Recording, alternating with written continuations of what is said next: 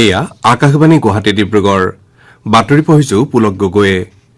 মুখ্যমন্ত্ৰী ডক্টৰ হিমন্ত বিশ্ব শৰ্মাৰ অধ্যক্ষতাত আজি জনতা ভৱনত ডক্টৰ বাণীকান্ত কাকতি মেধা বঁটা 2024ৰ অধীনত স্কুটি বিতৰণ কাৰ্যসূচীৰ নিৰ্দেশনাৰ পৰ্যালোচনাৰ বাবে এখন বৈঠক অনুষ্ঠিত হয় এইবাৰ উচ্চতৰ মাধ্যমিক চূড়ান্ত পৰীক্ষাত 60% নম্বৰ লাভ কৰা ছাত্ৰী আৰু 75% নম্বৰ লাভ কৰা ছাত্ৰসকলক ৰাজ্য চৰকাৰে স্কুটি প্ৰদান কৰিব বৈঠকত মুখ্যমন্ত্ৰীগৰাকীয়ে উচ্চ শিক্ষাত ছাত্ৰ ছাত্ৰীৰ নামভৰ্তি বৃদ্ধিৰ বাবে পদক্ষেপ লবলৈ সংশ্লিষ্ট বিষয়াক নিৰ্দেশ প্ৰদান কৰে মুখ্যমন্ত্ৰীগৰাকীয়ে শিক্ষামন্ত্ৰী ডাঃ ৰণোজ পেগুৰ উপস্থিতিত মুখ্যমন্ত্ৰীৰ সংগ্ৰহালয় স্থাপন সন্দৰ্ভত আলোচনা কৰাৰ উদ্দেশ্যে খিলঞ্জীয়া জনজাতীয় বিশ্বাস আৰু সাংস্কৃতিক বিভাগৰ শীৰ্ষ বিষয়াসকলৰ সৈতে আন এখন বৈঠকত মিলিত হয় বৈঠকত প্ৰধানমন্ত্ৰীৰ সংগ্ৰহালয়ৰ আৰ্হিত ৰাজ্যত মুখ্যমন্ত্ৰী সংগ্ৰহালয় স্থাপনৰ বিভিন্ন দিশ সম্পৰ্কে বিতংভাৱে আলোচনা কৰা হয় বৈঠকত মুখ্যমন্ত্ৰীগৰাকীয়ে সংগ্ৰহালয়ৰ বিশেষজ্ঞ শিক্ষাবিদ ইতিহাসবিদ স্থাপত্যবিদক অন্তৰ্ভুক্ত কৰি এখন বিশেষজ্ঞ সমিতি গঠন কৰাৰ বাবে পৰামৰ্শ দিয়ে এই সমিতিখনক প্ৰধানমন্ত্ৰী সংগ্ৰহালয়টো পৰিদৰ্শন কৰি ইয়াৰ সৃষ্টিৰ আঁৰত থকা ব্যক্তিসকলক সাক্ষাৎ কৰি অধ্যয়ন আৰু গৱেষণাৰ অন্তত পৰৱৰ্তী পৰিকল্পনা যুগুত কৰিবলৈ তেওঁ পৰামৰ্শ আগবঢ়ায় মুখ্যমন্ত্ৰী ডক্টৰ হিমন্ত বিশ্ব শৰ্মাই প্ৰজ্ঞান ভাৰতী আঁচনিৰ অধীনত আজি 68 কোটিৰো অধিক টকা বিতৰণ কৰে ৰাজ্য চৰকাৰে উচ্চ শিক্ষাৰ সপোন বাস্তৱায়িত কৰাৰ লক্ষ্যৰে গ্ৰহণ কৰা প্ৰজ্ঞান ভাৰতী আঁচনিৰ অধীনত মহাবিদ্যালয় বিশ্ববিদ্যালয়লৈ বিনামূলীয়া নামভৰ্তিৰ ধন বিতৰণৰ প্ৰথম পৰ্যায়ত এই ধনৰাশি মোকলাই দিয়ে এই আঁচনিৰ অধীনত 2024-25 শিক্ষাবৰ্ষত 349খন শিক্ষানুষ্ঠানৰ 96,838 গৰাকী ছাত্ৰ ছাত্ৰী উপকৃত হৈছে আৰম্ভণিৰে পৰা বিগত শিক্ষা বৰ্ষলৈ এই আঁচনিয়ে 22 লাখৰো অধিক শিক্ষাৰ্থীক সামৰি লৈছে উল্লেখযোগ্য যে প্ৰজ্ঞান ভাৰতী আঁচনিৰ অধীনত ৰূপায়িত মাচুল ৰেহাই আঁচনিৰ জৰিয়তে উচ্চতৰ মাধ্যমিক অথবা স্নাতকোত্তৰ পাঠ্যক্ৰমত শিক্ষাৰ্থীসকলক বিনামূলীয়া নামভৰ্তিৰ সুবিধা প্ৰদান কৰা হয় অসম চৰকাৰে ৰাজ্যৰ মহাবিদ্যালয়সমূহৰ সহকাৰী অধ্যাপক গ্ৰন্থাগাৰিক আৰু তৃতীয় তথা চতুৰ্থ শ্ৰেণীৰ পদৰ বাবে স্থায়ী বাসিন্দাৰ প্ৰমাণপত্ৰ বাধ্যতামূলক নহয় বুলি জাৰি কৰা নিৰ্দেশনা প্ৰত্যাহাৰ কৰিছে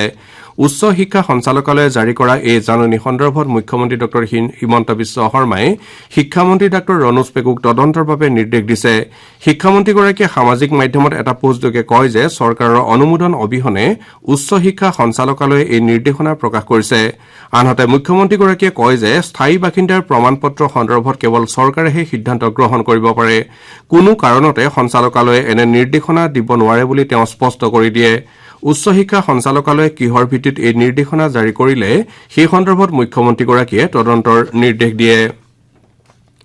যোৰহাট জিলাৰ সেনা নিযুক্তি কাৰ্যালয়ে ৰাজ্যৰ 9খন জিলাৰ অগ্নিবীৰ আঁচনিৰ প্ৰাৰ্থীৰ বাবে অহা 15 জুলাইৰ পৰা 20 জুলাইলৈ নিযুক্তি সমাৱেশৰ আয়োজন কৰিছে যোৰহাট মাজুলী তিনিচুকীয়া ডিব্ৰুগড় গোলাঘাট শিৱসাগৰ চৰাইদেউ ধেমাজি আৰু লখিমপুৰ জিলাৰ বাছনিভুক্ত প্ৰাৰ্থীয়ে এই সমাৱেশত অংশ ল'ব পাৰিব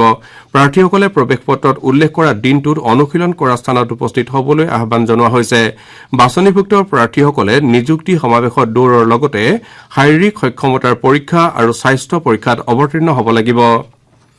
ডিব্ৰুগড় জিলাৰ পেঞ্চনাৰ সন্থা ভৱনত আজি খাদ্য ৰাজহুৱা বিতৰণ আৰু গ্ৰাহক পৰিক্ৰমা বিভাগৰ উদ্যোগত ৰাষ্ট্ৰীয় খাদ্য সুৰক্ষা আইনৰ অধীনৰ হিতাধিকাৰীৰ মাজত এখন বিশেষ সজাগতা সভা অনুষ্ঠিত হয় সভাত বিনামূলীয়া খাদ্য সামগ্ৰী লাভৰ পৰা বঞ্চিত হৈ থকা হিতাধিকাৰীসকলে কিদৰে তেওঁলোকৰ যাৱতীয় তথ্য বিশেষ ব্যৱস্থাৰ জৰিয়তে দাখিল কৰিব লাগে সেই সন্দৰ্ভত অৱগত কৰোৱা হয়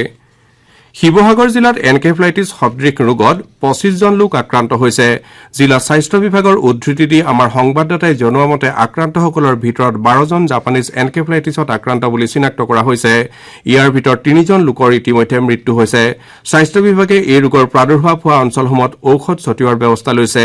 ইয়াৰ লগতে বানৰ পানী শুকাবলৈ ধৰা অঞ্চলসমূহতো মহৰ বংশবৃদ্ধি হ্ৰাস কৰিবলৈ ঔষধ ছটিওৱা হৈছে এই ৰোগ চিনাক্তকৰণৰ পৰিপ্ৰেক্ষিতত বিভিন্ন স্থানত ঔষধযুক্ত আঁঠুৱা বিতৰণ কৰাৰ লগতে স্বাস্থ্য বিভাগে সজাগতা কাৰ্যসূচী গ্ৰহণ কৰিছে হাৰাৰে স্পৰ্টছ ক্লাবত চলি থকা ভাৰত আৰু জিম্বাবুৱেৰ মাজৰ 5খনীয়া টি20 ক্ৰিকেট শৃংখলাৰ তৃতীয়খন খেলত ভাৰতে জিম্বাবুৱেক জয়ৰ বাবে 183 ৰানৰ লক্ষ্য নিৰ্ধাৰণ কৰি দিছে খেলখনত ভাৰতে টছত জয়ী হৈ প্ৰথমে বেটিং কৰি নিৰ্ধাৰিত 20 অভাৰত 4টা উইকেট হেৰুৱাই 182 ৰান সংগ্ৰহ কৰিছে আমাৰ এতিয়াৰ বাতৰি ইমানতে শেষ হ'ল